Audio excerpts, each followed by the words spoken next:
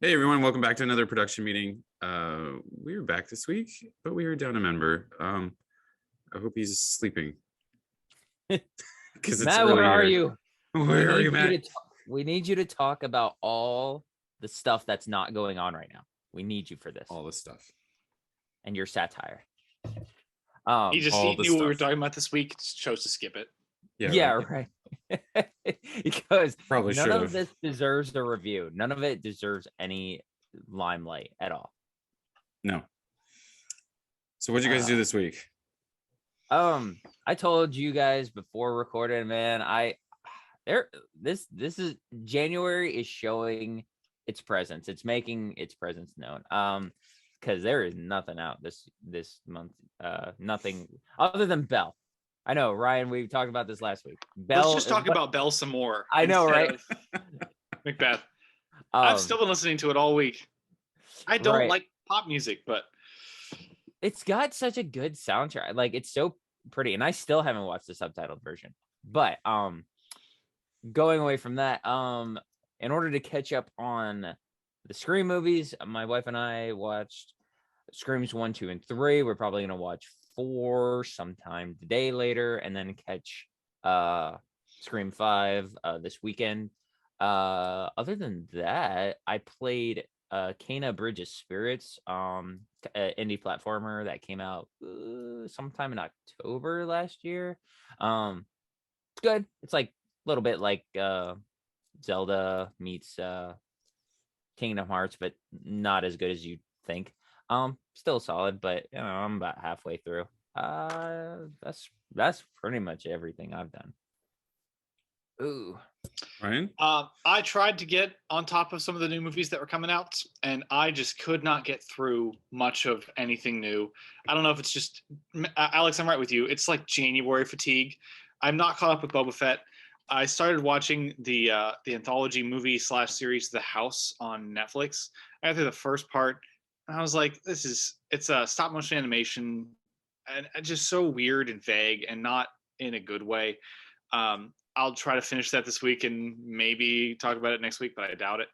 I watched the first maybe 45 minutes of Hotel Transylvania 4, which I've never missed Adam Sandler so much in my life than watching this movie.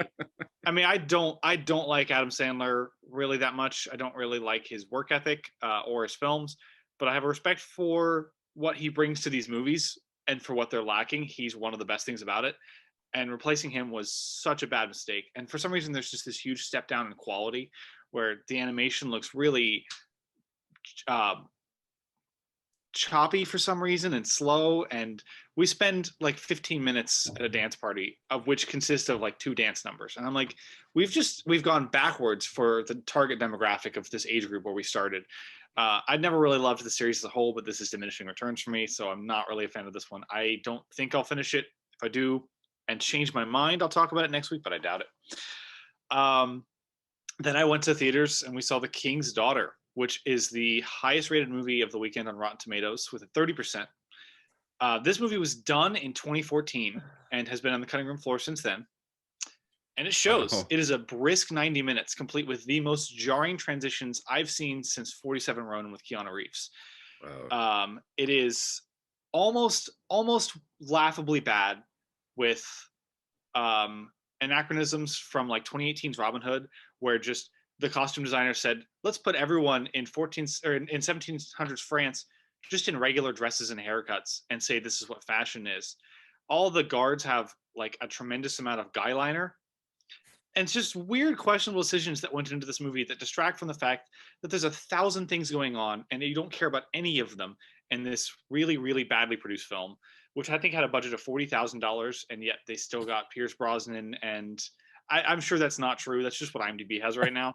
None of the actors want to be there. I don't recommend it. It's not like I didn't suffer through it like some of the worst of last year, so I doubt I'm going to remember this exists in a couple weeks. But if this is the best of the weekend, you should just skip this weekend. Does Pierce Brosnan protrude his wonderful accent? He protrudes no accent and makeup that goes up until right here. So whenever he pulls his hair back, he's just got like white here and then like spray tan here. So bad. Yeah. Oh man. That 40,000 was for snacks at the cast parties. maybe I misread it, and that's how much money it's made so far. Oh Which man. could be the Ew. case. Ew. I expect Ew. Redeeming Love to give Scream a good run, but Scream might just take the weekend anyway.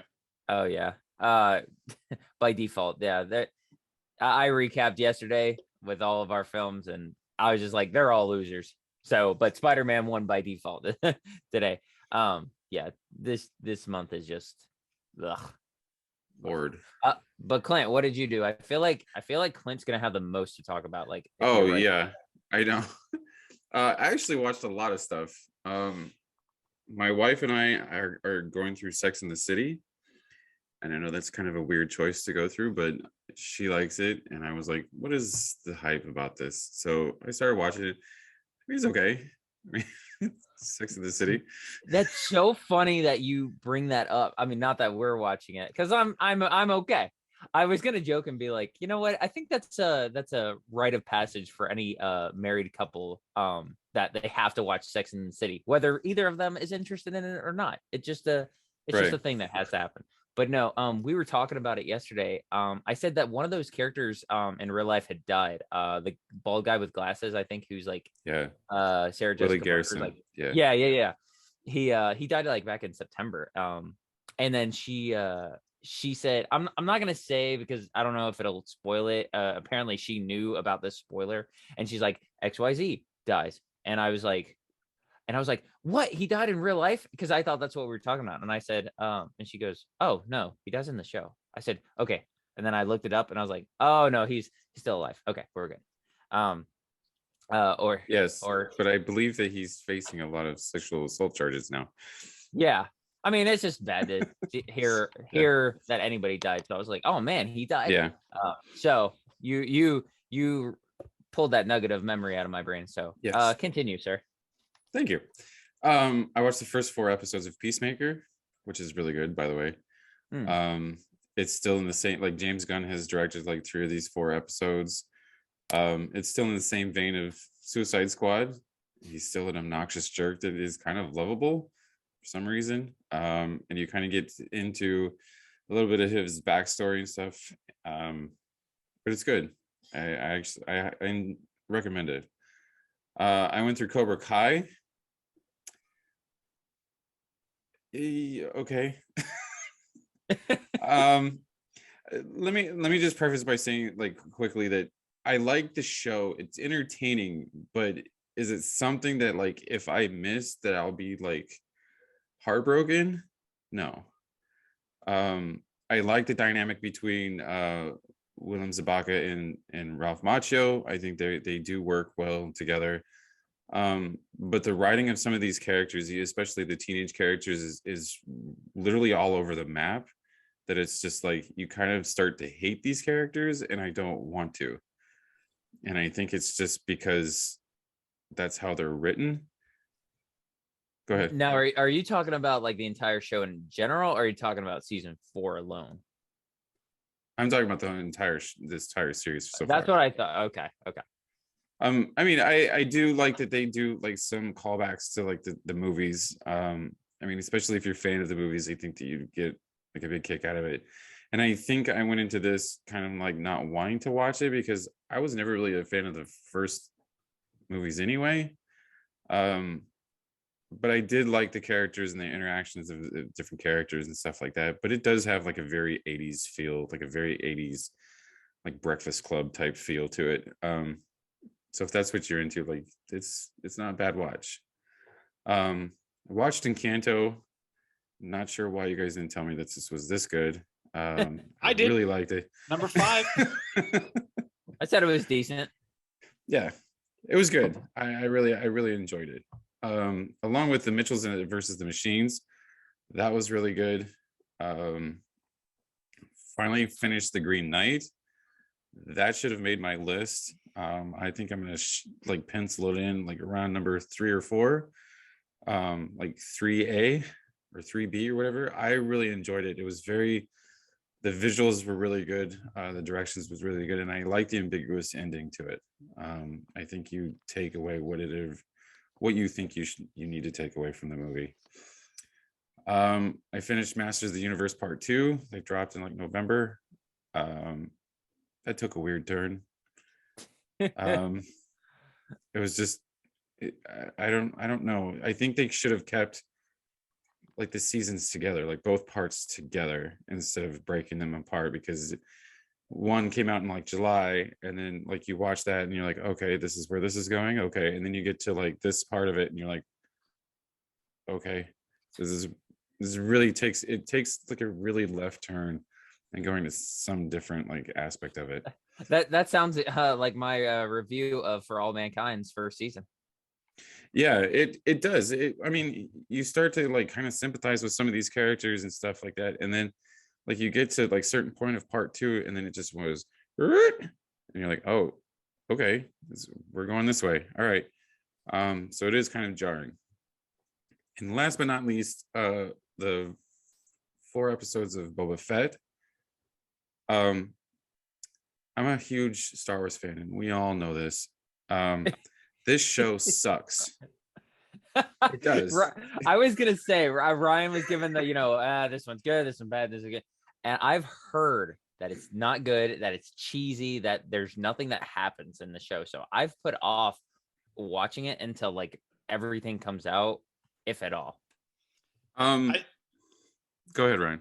I was gonna say, I think what hurts the most is knowing that the guy like Robert Rodriguez's episodes seem to be the worst, and we know how passionate he is about doing this. Mm-hmm. Man, but see, they're not giving me any reason to watch it. That's the bad part about these first 4 episodes, and I'm hoping now that like, so just to kind of spoil a little bit of this for you, Alex, what happens is these first 4 episodes, you kind of, it's like all played out in like flashback. So we see how he comes out of the Sarlacc pit. Like I said last week, we don't need to see that. It's kind of like been like kind of hinted at, and kind of like in passing, like one-liners, like, well, yeah, I crawled out, whatever. And then it shows him how he like lives with the Tusken Raiders and how he like starts to heal himself. And then it's like it gets to where he like it gets with Fennec, and how like their partnership starts to kind of like form and everything. And all in between this, there's all these little bits, like literally like out of the 40 minutes of each episode, there's like 10 minutes of actually present time of what happens after like the Mandalorian season 2. So when he gets to Jabba's palace, and there's like 10 minutes of each episode that just kind of pushes the story forward instead of like these flashbacks, okay, which are completely unnecessary, because I want to see more of where like after he gets to Jabba's palace and where they're going from there, because all these flashbacks and everything are kind of hinted at through like the Mandalorian season 2, and like you kind of like pick up on it, because it's like, well, if he's alive, he somehow came out of the Sarlacc pit, so I'm hoping that he crawled out instead of got spit out or pooped out or whatever. And it's just some of these flashbacks are so unnecessary, and when you get to the present day, it's much more interesting. And that's where the episodes actually shine, is because then you're watching where he's trying to go. However, the only other bad thing about these 4 episodes is that they're taking away his like brooding, his mystery about where he's come from.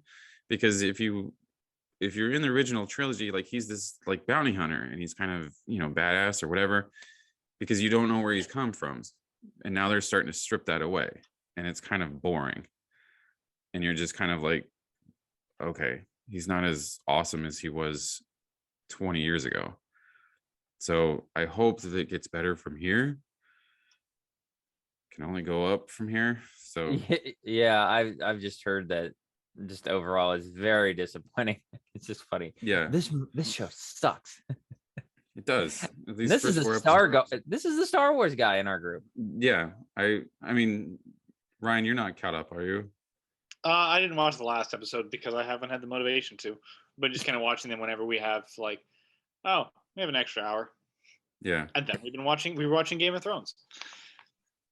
See, and that's sad. Like we have Boba Fett show, and we're watching other stuff over this. All right, are you ready for some news? Yes. Are we ever?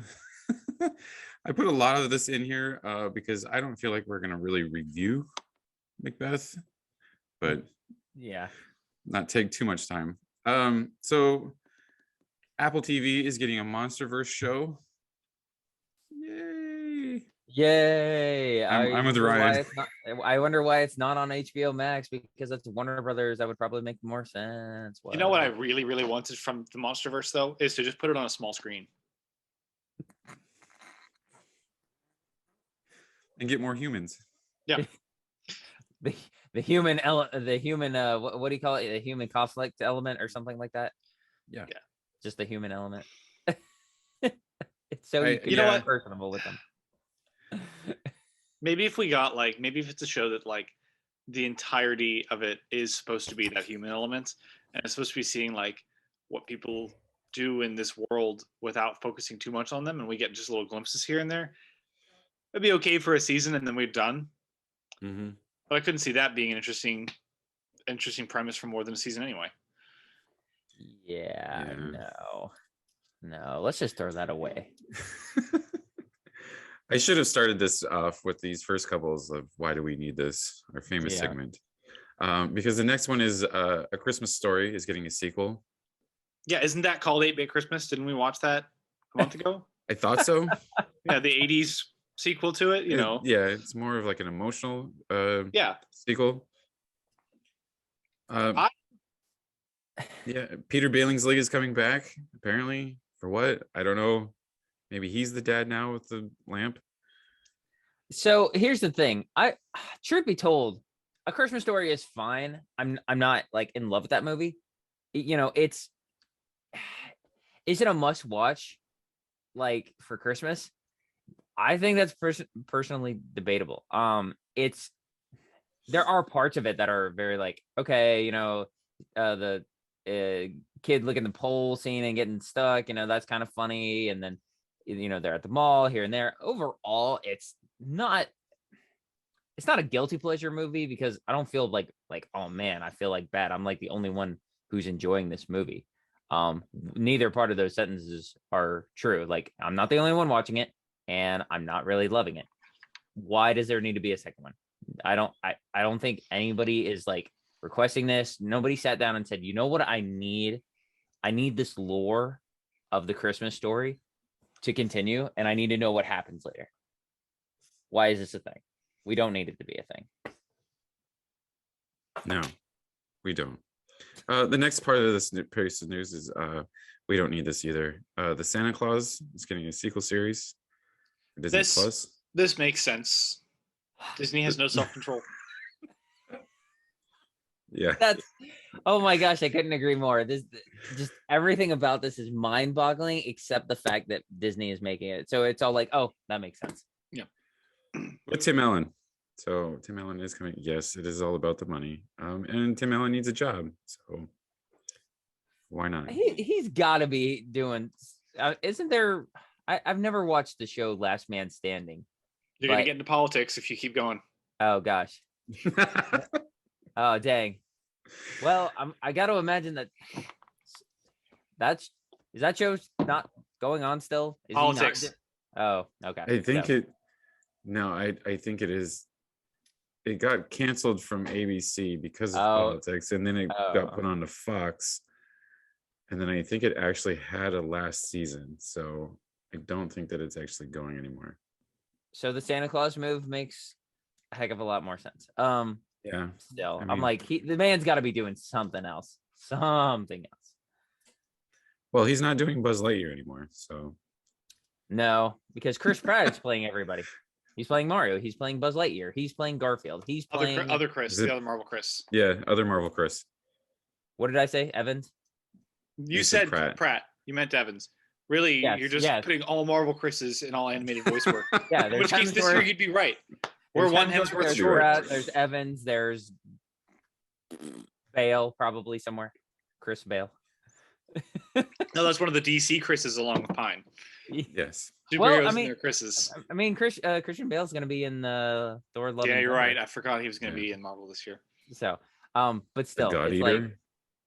like, yeah, because one of the Chris's is being Buzz Lightyear, and Tim Allen, he needs a job, I guess. So, sure, why not? Yeah. Next up on Why Do We Need This? Daniel Radcliffe is playing Weird Al in a movie biopic. I like this. There He's- are parts of this that I like, but go ahead, Ryan. Yeah, I mean, Daniel Radcliffe has had an interesting career the last couple years of just wanting to do these weird projects, and he really commits to them. And like, I think if I'm not mistaken, he's a big Weird Al fan. So, Oh, really? I'm not sure if I've read that or if I just made it up on the top of my head. So I think what Ryan's thinking of, and I've seen it. He was on like Jimmy Fallon or something, years and years ago, where he talked about how he likes lyrically complicated songs. So he listens to a lot of rap. He listens to a lot of like Eminem, and like so it just made sense. Weird Al is all about that. So like if anybody's going to do that, probably he, being a big enough name, can do it. So what? I don't know if this is Why Do We Need This. I would be interested in it, and I think the casting makes sense. So that's what you're thinking of, Ryan. Sure. Yes. I've just had this stuck in my head the last couple days. So Yeah, I know. Well- Speaking of lyrically complicated. Yeah, but I mean, like I was telling you though, Alex, it was just like it's just one of those things that just it popped up, and I was like, I just wanted to be in this boardroom where like these movie executives and the screenwriters are going around and going, all right, guys, we can do more Marvel movies or we can do more DC movies. And one guy goes, no, we need a Weird Al biopic. and you know what? And they're all He's like- my hero. Everybody was like, that. yeah. Everybody was just like, yep, that's what we're doing. A Weird Al biopic. You ever wonder if they give him like $5 to $10 million just to shut up so they can go on pitching their Marvel and DC movies? They're Yeah, like, "You know right. what, Joshy, it's okay. There you go. Go make Yeah, right. your movie. Here's a right now, cookie. and we'll finish our meeting. Oh my gosh. Like an IOU. Oh, okay. Thanks. Yeah, a pacifier of sorts. There you go. Okay, so that ends that segment of Why Do We Need This. This kind of is Why Do We Need This, but whatever. The Batman, its official runtime has been released. This is before credits, 2 hours and 47 minutes long. That's a lot of Batman. That is a ton of Batman, and that is before credits roll. So the actual Yeah. runtime is probably like 255, 257. So just shy of 3 Yes. hours, but the actual content ends at 247. They're making that clear. If last year taught us anything, it's that some movies can really deserve their long runtime and some can't. And I feel like last year was year of the extended cut, where it's Mhm. like we have all these movies that are all 2.5 hours and more, and a lot of them were very good. One of which was a 4.5 hour movie, or however long the Snyder Cut was. And there were just so many that were just so long. And I mean, even the ones I liked, like Nightmare Alley, it's too long. And all these movies just needed a haircut. And I really hope this isn't following in the footsteps of like, hey, this is everything we shot, so here's our movie. But as long as that's like Gucci. Gucci Yeah. was one of those for me where I don't regret watching that, but that was way too long. That was like half hour, 45 minutes too long. Yeah. Too much Jared Leto. But I'm Italian. Gosh. I decided. Did you guys see that he's one of Gucci's models right now? I did. I saw that picture. That's really funny. Yeah. But anyway. Yeah, but 2 hours and 47 minutes. I mean, No Way Home was what, 2:30 something? Yeah, 236, I think. And I think that was total. Was that total runtime? Whatever. It was around 230. Yeah. Right. You know what I think the downside of this though is it means we're definitely getting his origin story in there again, right? I hope not. It's gonna be in flashbacks. Yeah. I'm gonna write Matt Reeves an angry letter if we get another Thomas and Martha Wayne death scene. What? They die? I need to see that. Spoiler alert. I need to see his face. All right. That's a lot of Batman. I hope something comes out of this that is more amazing than just punching the Riddler everywhere. I will say that is pretty bold. Like for a studio to release a nearly 3-hour superhero film, they've got to be pretty confident in it. So I'm hoping that is a good sign. Yeah. All right. So the Moon Knight trailer was dropped. New poster and trailer. Did you guys see this? I did. Here's the thing. I did watch it, but I don't remember anything of it. I had 50-50 thoughts about it. So you guys talk about it, and you'll jar my memory. You'll jiggle something loose. I'll remember something being like, oh yeah, I remember that. I don't know. This is one comic book character that I have sparsely followed.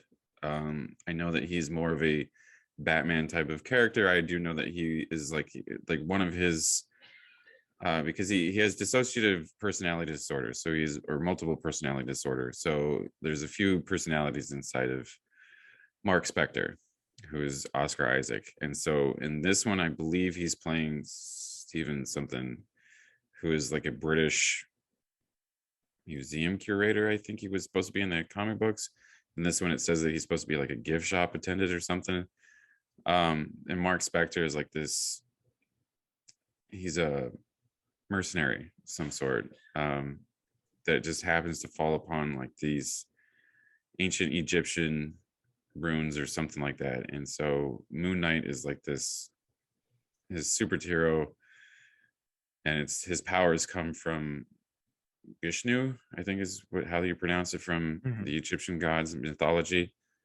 The only thing that I thought the visuals are pretty cool, because with the disorder or the multiple personality disorder and stuff, I think they're going to dive deep into that and like playing with your mind and stuff.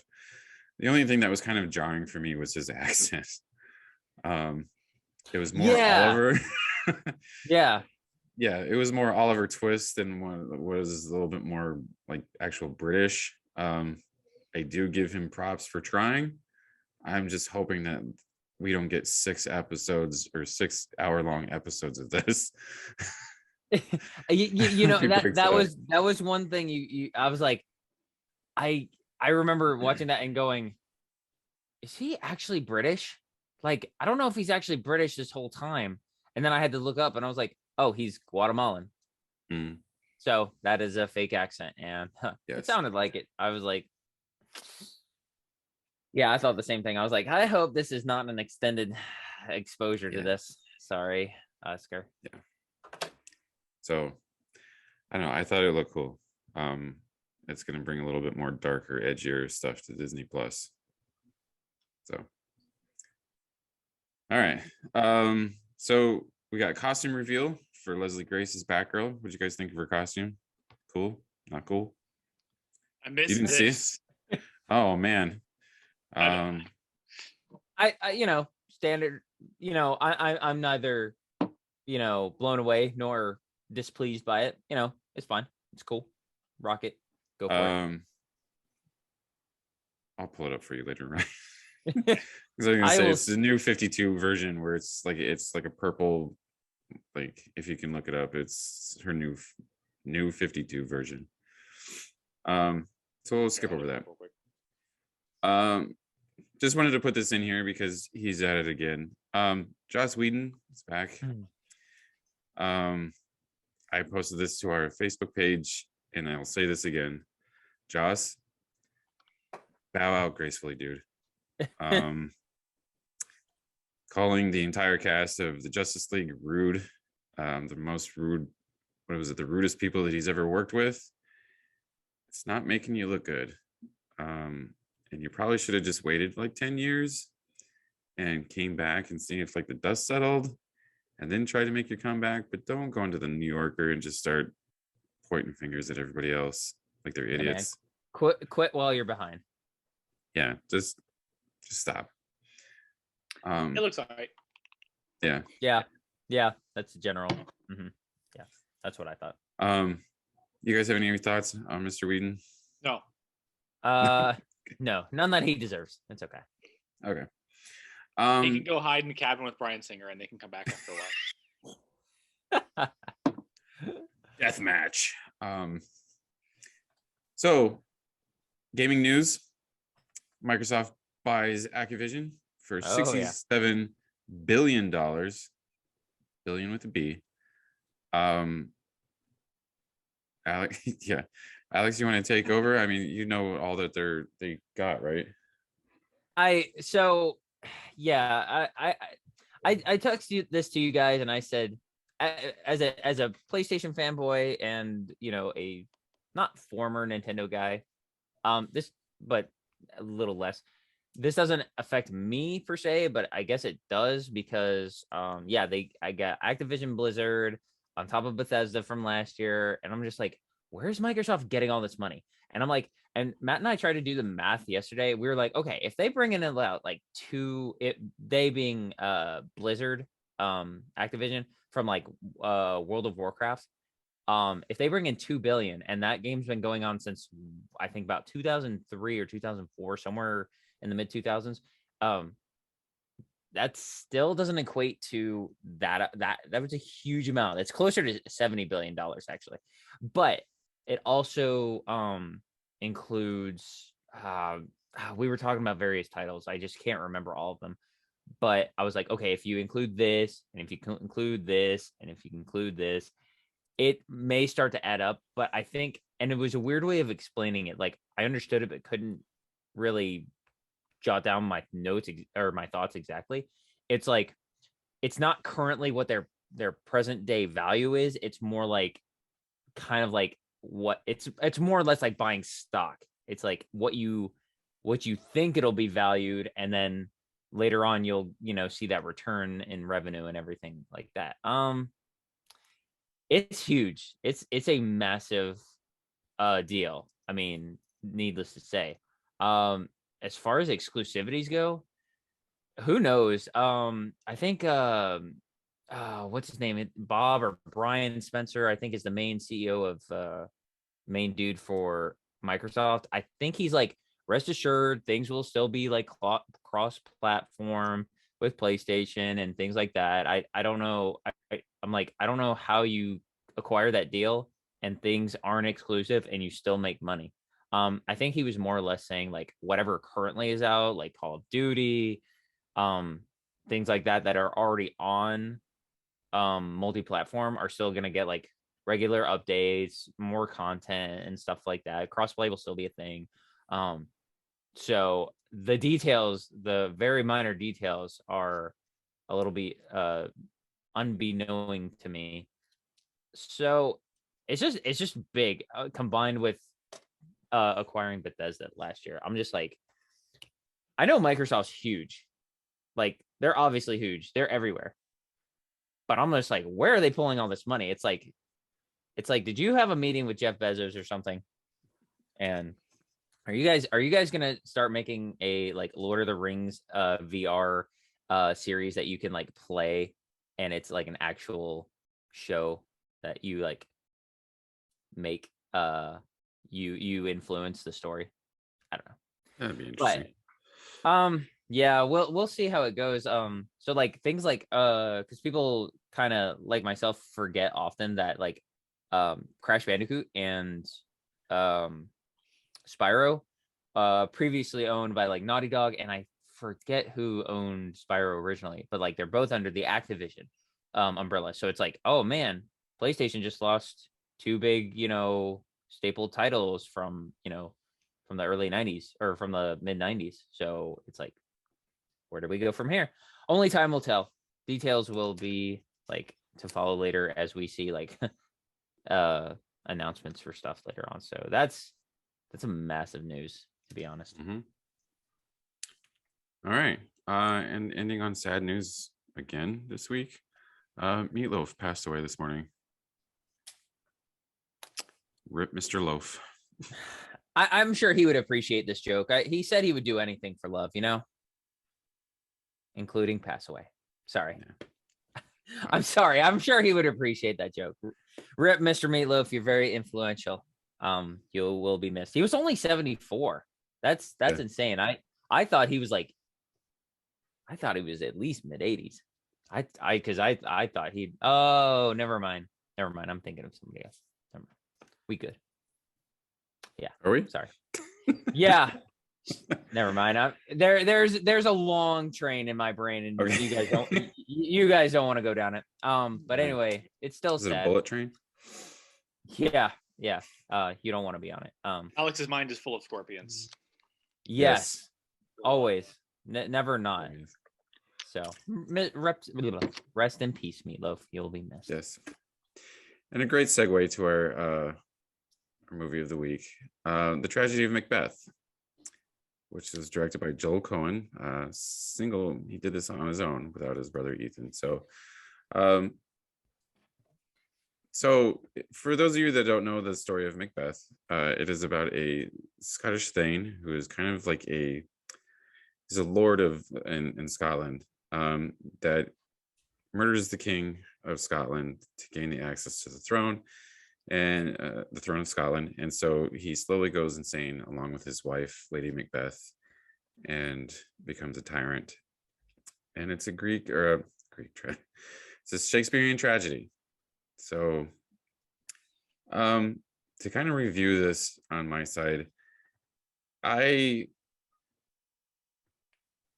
mean, Macbeth is Macbeth. If you've seen it once, you've seen it like 300 times, because this is like a Shakespearean play.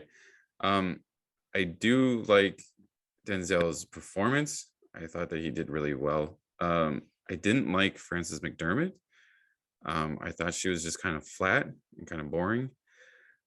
What? Frances McDermott, flat and boring? She'll probably win an Oscar. Yeah, she probably will. I joke. It's a light jab. She's a fine actress, sure.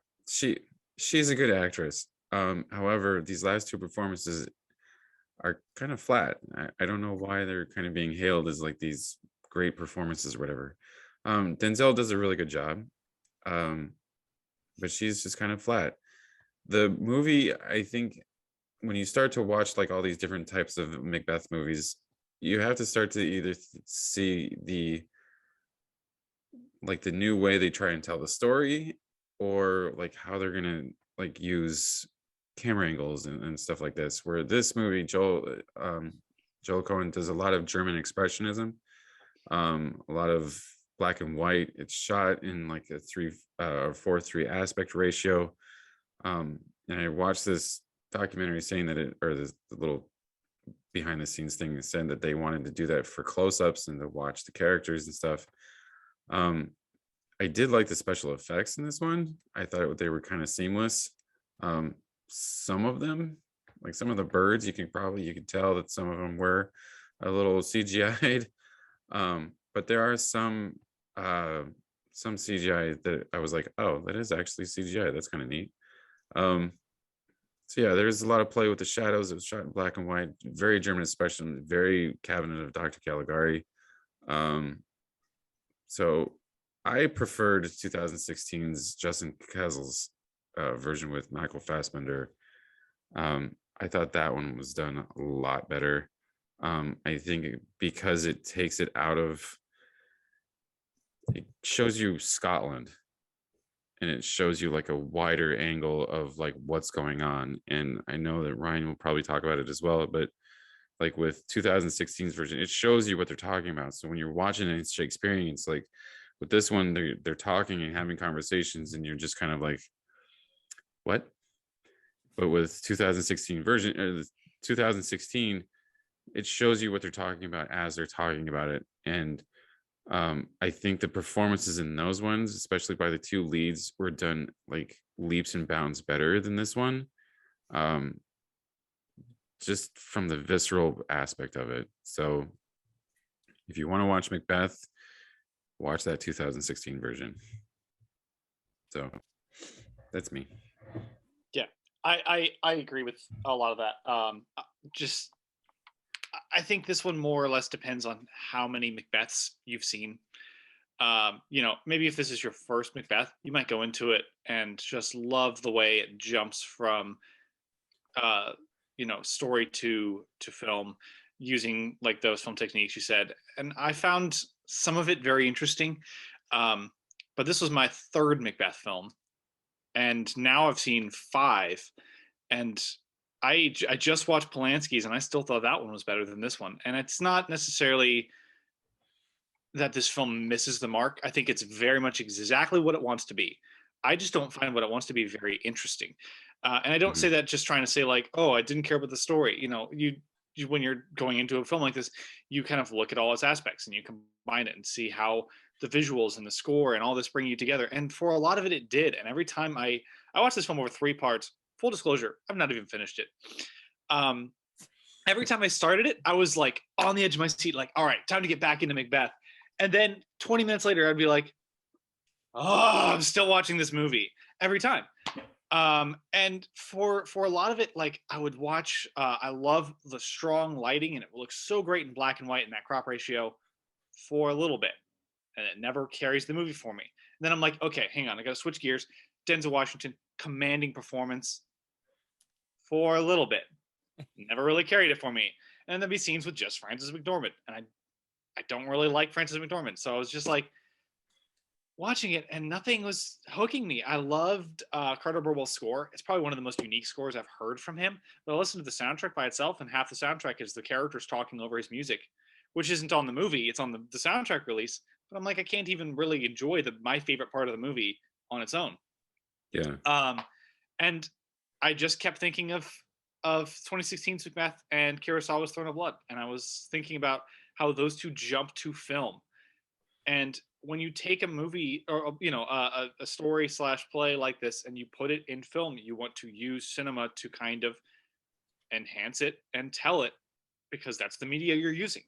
And this doesn't do that for me. I feel like I could have gone to a theater, watched this unfold on a play, and the only thing I would be lacking is close-ups of people, center frame. And watching people stand in center frame expositing seamless Shakespeare dialogue is not interesting. You need to add something to it. And these 3 films, I I haven't seen Orson Welles. It's also apparently very good. I couldn't find it. I went to look for it yesterday. But yeah, 2016's Macbeth, I love the way it feels grand and minimalistic.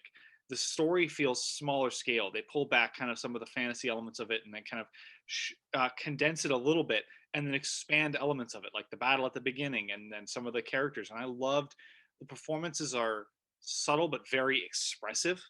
And so you get a lot of how the characters are thinking, what they're saying, and then the emotional ramifications of them dealing with the conflict in those actions. And this, you get like one or the other sometimes, and a couple times you get that complex emotion, but not as significantly as you get in the 2016 one, which is just stunning. And so the visuals and the score really carry that film, and the performances are fantastic.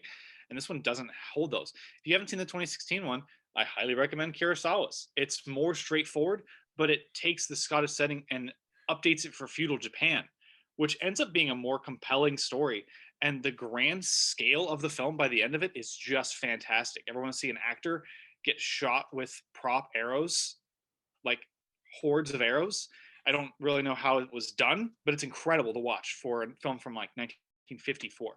I highly recommend that one as well. Now I've watched Polanski's.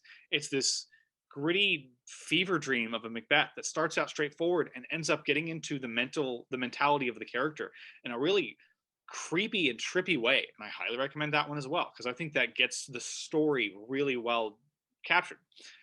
This just felt like they threw it to, it felt like the production design put a lot of work into it, and everybody else kind of showed up, opened the book, had their dialogue ready, and kind of delivered some good performances from it. And I don't think it's a bad movie, but it's not one that I think is interesting.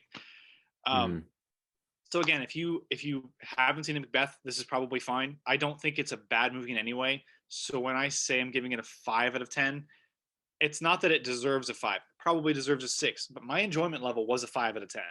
I was just not engaged. And I think if there was ever one film adaptation that needed to update its dialogue, it's this one. Mhm. I said before this, one of my favorite things about the 2016 film is that they keep most of that authentic dialogue. They change it up a little bit here and then. They have it be a little more condensed sometimes and a little watered down sometimes, depending on where the characters are and how involved the characters are. And they cut to the thing you're talking about often. You get the idea from the performances and also the editing, and that's a filmmaking technique to use. This doesn't employ those filmmaking techniques. You get your production design, and you have your post-production lighting and editing, or production lighting, and then your post-production editing, and then it's characters standing and talking. So I hope you understand everything they're saying, because otherwise you won't understand the story. I know Macbeth's story, and I was confused watching this movie. Yeah. So how do you think I felt? Because I have when I was in school, I don't remember having to read Macbeth, and if I did, maybe there was like one grade I had to, and I somehow snuck by without like really reading it. It was like Cliff Notes to the rescue. And I don't remember any of it. I tried. You guys know how stingy I am, or not stingy, but like how adamant I am about not using subtitles in movies because I don't like to depend on them and everything like that. Like I think they kind of take away like from the action that's going on when you're just reading. But I started watching this, and then I was like, okay, I'm open to the subtitles here because it's a lot of, Old English and very fancy language, a lot of extra adjectives and verbs and everything kind of everywhere. So I said, okay, let me throw the subtitles on. Yeah, still had no idea what was going on because the subtitles, while great in knowing what they are saying, there is no thesaurus or dictionary included with such things, and there's no pause to be like, this is what Thane or whatever means, and this is what this means, and it's like, and by the way, we're going in like first, second, third placements because Clint watched it all, Ryan watched a good chunk, I watched 10 minutes or 20, maybe 20 minutes, and we were like, Ashley and I were like, yeah, we're good. I will agree that like visually, like the black and white is probably a really good choice. Like, because like I said, I've never seen any other Macbeth, so I don't know if this has ever been done ever. But black and white, I think works. It kind of gets you in the feel of that. But then it goes into kind of what Ryan was saying. It's like sitting and watching somebody just be like right up here and just spouting off, stanzas and lines from Macbeth is probably something that's not gripping. And it made me think, is this something that it just isn't like adaptable to film? Is it like a Broadway that just doesn't translate? But I'm like, but you guys are raving about, 2016s and then, various other versions. And it's like, so this can be done. This just didn't seem like it was the best way to go about it. And then I somewhat agree with Ryan. Like, again, only 20 minutes. I can only say so much about this film. Denzel felt fine for it. I don't think I was in any time span blown away by anything he did. At first, it felt kind of weird because the way that Denzel like emotes and talks, just his way of speaking just doesn't in my brain translate to Macbeth. It just doesn't. It's like, Equalizer, sure, but this just didn't seem. But for a second, I kind of melted into it. I was like, okay, he's not bad. It's just the overall feel of the movie. I couldn't get into. I was like Ryan. I was like, there's just nothing that's just keeping me, engaged in this. And then I think, to go off of what he said for Frances McDermott. Yeah, that's about when we stopped watching. Like, and it has nothing to do with Frances McDermott. Like, she's fine. She definitely is dry in this for sure. I think everything's dry in this, but it just happened to be the time where we just like, all right, we're bowing out of this.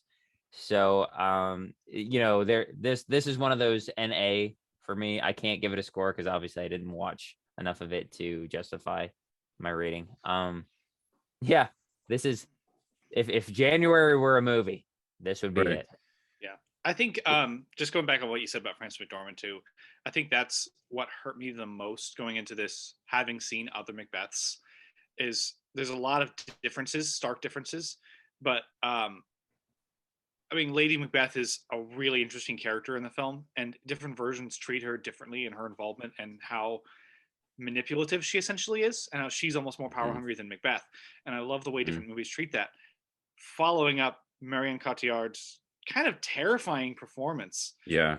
um, and I pulled up just so I don't pronounce her name wrong, Suzo Yamada uh, from Throne of Blood, who's like in every Kurosawa film, and she's Mhm. also an incredibly manipulative character in that film. Following those two up with a very stoic performance, I don't think Yeah. just works as well, and that's not fair Mhm. to this movie trying to be a more stoic movie. But just thinking back to more involved performances, and Clinton, you said Michael Fassbender is the same way, where you're like, Denzel Washington is great, but when you hear and I made reference to this line like twice, but when you hear him say like how full of scorpions my mind is, it's good delivery. But then I think back onto Michael Fassbender and his weird teary-eyed sick smile Yeah. that he has delivering that line, and I'm like, that line just stuck with me so much after that movie because of Mhm. how conflicted he is about saying it instead of just saying it. Right. I don't think minimalistic, just I don't think it works as well. I could read it. No, right, exactly. And that's what I was gonna say. I was gonna go back to what Alex said is like I think there are like a couple Shakespearean plays that do translate to film actually really well. This being one of them. Because because in the play, they make references to a lot of different um like locations in Scotland, and they go different places and stuff like that, and from different kingdoms and things like that. Where like with this, like you said, it's very minimalistic. It's shot like in this castle, and it looks like it's on like a like there are bits and pieces of it where it does look like they're on a soundstage, and they try to use the special effects, and sometimes it comes across that way where it almost looks like it's on that 30s 40s soundstage, where there's like one scene where he's walking off at night, and it just looks like they took black paper and just poked holes in like where the stars should be and stuff. Yeah. Where and like this one, and like Romeo and Juliet and like Tempest, those are plays from Shakespeare that will translate very well into film if you do it right. And with I can't pronounce her last name, but from 2016, like you said, Ryan, like she's very manipulative. Like when you read the play without like they cutting it up and stuff like that, like Lady Macbeth is just a like you said, Ryan, like a very manipulative character where she's almost like the villain of this whole play. And where like in this one with Joel Cohen's this version, like Frances McDermott, like she kind of puts the idea in his head, and then she just kind of like watches it happen. Where with like 2016, like Marion is very like involved in this. Like her character like is very involved in what's going on, and like she's pushing his buttons like everywhere he turns. Like she's there, like pushing him to go this, and pushing him to do this. And like I said, it's like when you read the synopsis of it, Macduff is actually like the antagonist to Macbeth. But I'd argue that it's Lady Macbeth, where she's like the one just kind of pushing it, and like you can see them both in the 2016 version just very slowly, just as the movie goes on, you can just see them lose their head and lose their minds through the whole thing. And like you said, like it's not this one's not a bad movie, but then again, this is like the 300th version of Macbeth that's probably been done. And if you're not going to go far and beyond what, like again, like 2016 or even Throne of Blood in the 50s, I really wouldn't bother. I mean, unless you're going to get that one actor. And I think they did. They got that one actor that could do Macbeth. I mean, I think Denzel Washington is a very good actor, but there are plenty of performances over the hundred some odd years of cinema that's probably outdone him. Mhm. So Yeah. I don't know. All very astute. Yeah. Yeah. I was gonna say too, even if you're looking for like a different take, Polanski treats Macbeth as the villain. and that performance is much more menacing than like Lady Macbeth, who's almost more a victim, and that's a different take on it, but at least it's different. Yeah. So, do we have anything else to say about this? We did this really quickly this week. If Denzel Washington gets an Oscar nomination, that'll be okay, but it's not going to win any Oscars. Probably It'll not. probably be nominated for a bunch. Critics love it. It's got an 87% on Metascore. This one no one saw, didn't get a single Oscar nomination. Watch the 2016 Macbeth is what we're saying, I guess. Yes. I think it's my favorite version. I mean, I love Kurosawa, so I love and the one thing I don't know if I mentioned about that is because they adapt it, the dialogue is very different too. So it's easier to follow, even though you have to read it. But like the 2016 Macbeth is such a good adaptation. Yeah. I mean, and there's like hundreds of different type of adaptations of it. Yeah. Like mafia movies. I think there's like a few mafia movies that they turn into, like they make Macbeth into, and Sam I think Worthington did one. Yeah. Didn't he? Like it was a mafia. Yeah, and like before he was famous, like in 2000, that was the mafia one. Yeah. Patrick Stewart did one recently ish. Yeah. I'd say 2002 or something like that. Yeah, he did one for TV, I think. But yeah, I mean, like the various other adaptations obviously leave out the supernatural side of it, where the these two, the 2016 and this one, kind of like put it forefront. But it is kind of interesting to see the different versions of it. But well, that's it on Macbeth. I don't think I gave I think I'm with Ryan. I think I gave it a 5. I mean, it's okay. Strictly on Denzel alone. Yeah. Unfortunately, we don't have anything for next week. So Boba Fett? Probably Boba Fett. Scream, maybe. Yeah, I was gonna say because I think has anybody here watched it yet? Number 5. Mm-hmm. Okay, I was gonna say because I know Matt's already seen it because he came when I was working and watched it. So I knew that he was the only one. So it almost kind of works out where Scream can be next week's for sure, because then we'll all have probably be caught up and watch it and everything. And he's already seen it and he's missed, and he'll be like, yeah, this is what I watched. And so my vote's for Scream. Okay, sounds good to me. Let's do Scream. It's not Scream 5, it's Scream. Scream.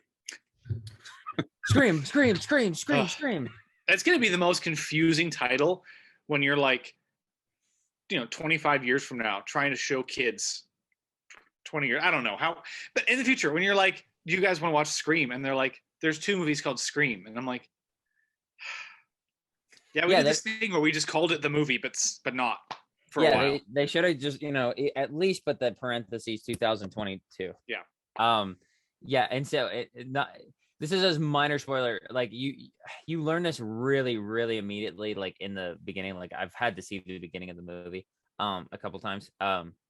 Where the previous movies mention a movie within the movie called Stab, and this movie references those literally as if they were the previous Scream movies, if that makes sense. If you guys should have just called this one Stab. Really? Yeah, they should have called it Stab. But it's so it feels just from that opening scene alone, like, and I haven't even watched all of it. It feels like the exact same as the first one, just with a different person and a little bit more advanced phones. Yeah, sort of. People still have a landline. So they're replaying the Casey scene from the first one, basically. Mm-hmm. Okay, and so they reference Stab as like what your favorite movie is. Yes, okay. Exactly. So that makes sense. Mm-hmm. Because I heard that this was kind of it was a good retread, but it was kind of a retread of like the first 3 or 4 movies. Right, exactly. And it's very heavy on, from what I hear. I haven't seen it yet, obviously. But what I've heard is that it's mostly referencing the first one and takes little jabs at the other ones. So it's like if you haven't seen them all, but you're just kind of trying to get into it, for the most part, it doesn't lean too heavy on those. So I mean, you might need somebody to be like, yeah, this person was in that and they did this thing, and you'll be like, oh, okay.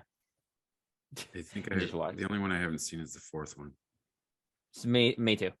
So we're probably gonna watch that sometime today, after work or something. So yeah, but Scream / Scream 5 / Stab / Stab 5 / Electric Boogaloo. How self-aware can we get next week is the real question. Yeah, right. Yes. Somebody needs a ghost face in their background.